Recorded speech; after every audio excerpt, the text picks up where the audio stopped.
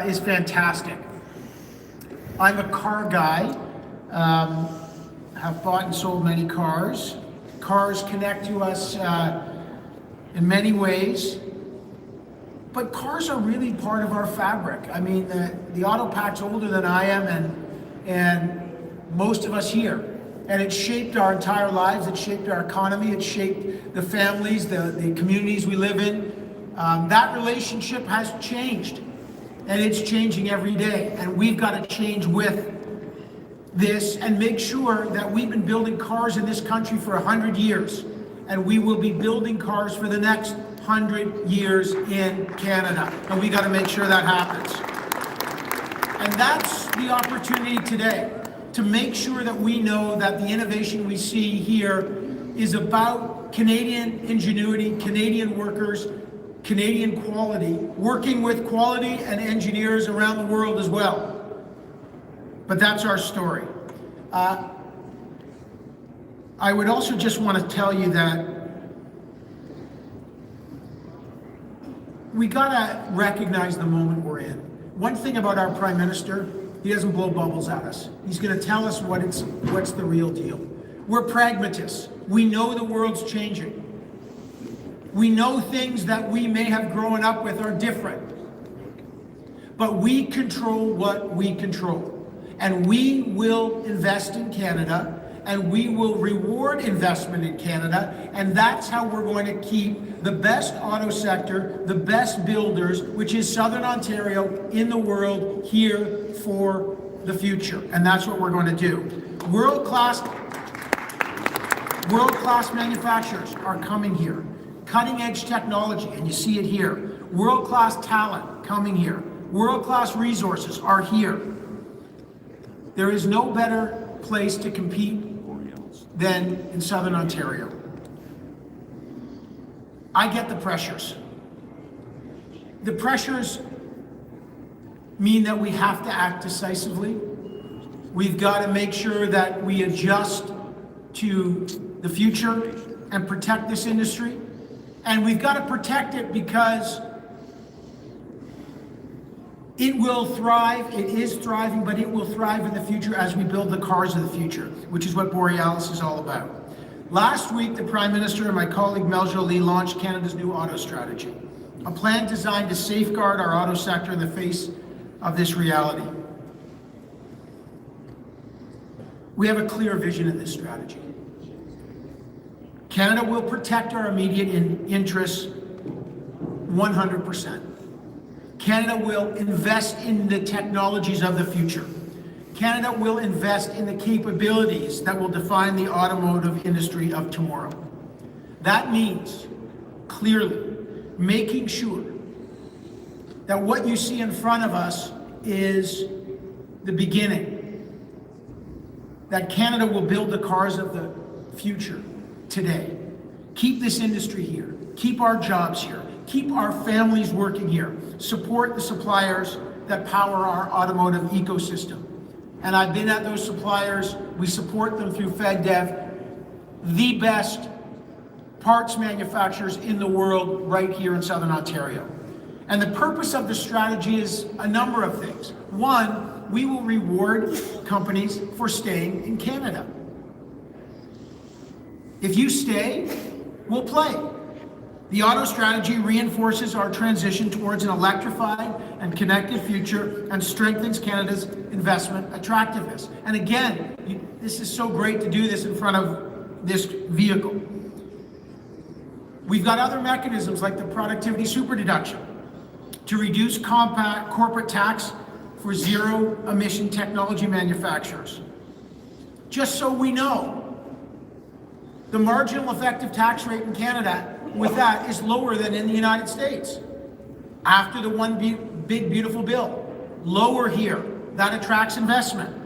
The new 5-year EV affordability program to lower the cost of EVs for Canadians creates that pull in the domestic market. We're also given investing $100 million to SMEs across the automotive supply chain through the Regional Tariff Response Initiative under FedDev.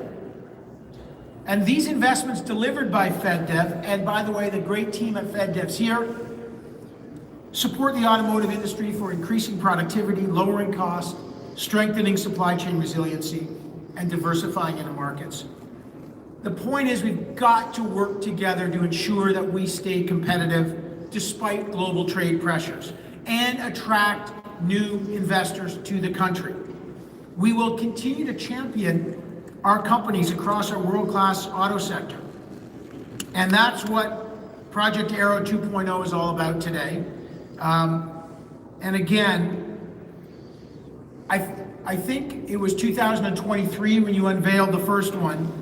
And, you know, it's a platform, it's a car, it's a magnet for investment. It's a showcase of our ingenuity that rolls around the world. And people see the 80 different parts manufacturers that are innovative, that are doing 3D chassis printing, the world sees that Canada can build the future today, and they want it. And this thing attracts investment. And I don't know the number. I think shyly it's $500 million. I think off the record it's closer to $1 billion. But there's a lot of investment that has come through this. This platform since 2023 has drawn investment to Canada because it does something that we got to do better. And let's be candid. We don't just have to tell our story, we've got to show our story. And I think what you've done here is you've showed our story, which is fantastic. And it's great. And the company should be extremely proud. We are, the Prime Minister is. It's a testament of what we can do with confidence. That's why our government has invested more than $12 million through FedDev to support the design and build of the original Project Aero concept, and of course the next gen Borealis that we've just seen seconds ago, that I am so proud to be here to unveil. But these are creating the opportunities to build Canadian-made vehicles with Canadian companies, parts, and innovation.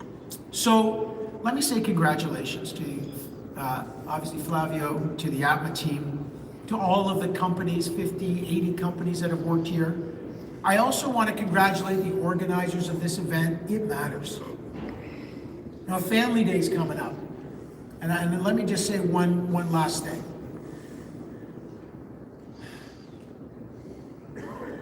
Some Canadians are going through a very, very, very tragic moment in British Columbia.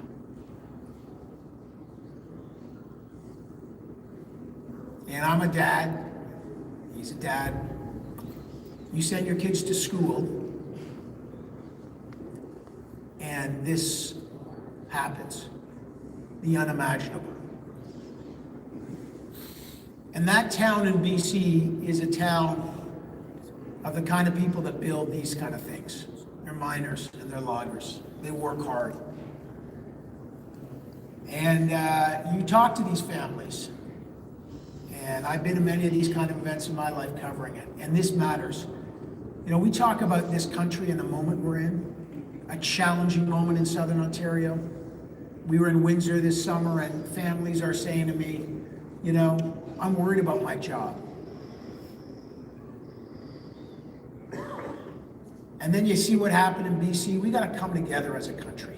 Okay, this is our moment. So I'm going to ask you two things. One, I want us to take a minute when we celebrate Canadian ingenuity and our solidarity to take a minute of silence and think about the families in BC. And let's also pause for a moment and think we got to lift them up. We got to come together. There's dads and moms and grandparents and brothers and sisters who lost kids in grade 8. And let's just take a little moment and think about them on a day, a very solemn day in our country and a hard day in our country. And if I can just ask you to take a minute, that would be appropriate, I think.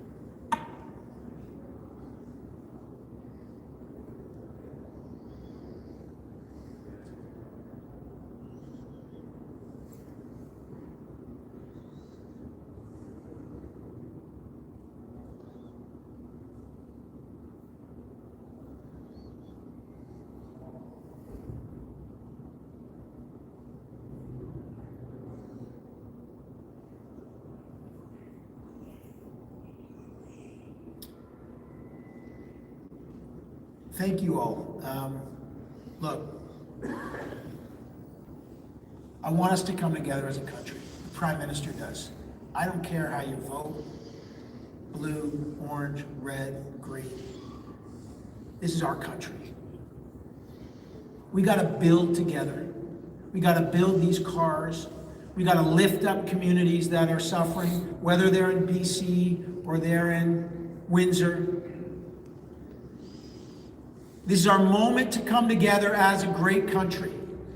And we got to build together, and we got to invest in each other, as we're proud to do with this guy and his team, and all the parts manufacturers and the workers and the families who are building their communities. We are going to invest in this country because we believe that no matter what the pressures are, we are stronger together. We are going to get through this together. We are going to work together. We work closely with the government here in Ontario. And I see my friends there, some fantastic groups. But all of you, together, we're going to build in Canada. We're going to buy in Canada. And we're going to believe in Canada. And we are getting stronger together. Merci. Thank you very much.